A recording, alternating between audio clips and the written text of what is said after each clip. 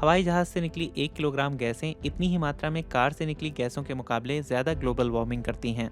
जानते हैं क्यों? क्योंकि प्लेन से सिर्फ CO2 नहीं निकलती। जब हवाई जहाज आसमान में होता है तब वो और भी कई गैसें और प्रदूषक छोड़ता है। ये प्रदूषक बादल, कंट्रेल और एरोसोल बनाते हैं। अध्ययन बताते हैं ये सब पृथ्वी को कार्बन जितना ही या उससे भी ज्यादा गर्म करते हैं। इसलिए जबकि विमानन उद्योग से 2.5% वैश्विक कार्बन उत्सर्जन ही होता है, लेकिन अब तक हुई ग्लोबल वार्मिंग में इसका योगदान करीब 4% है।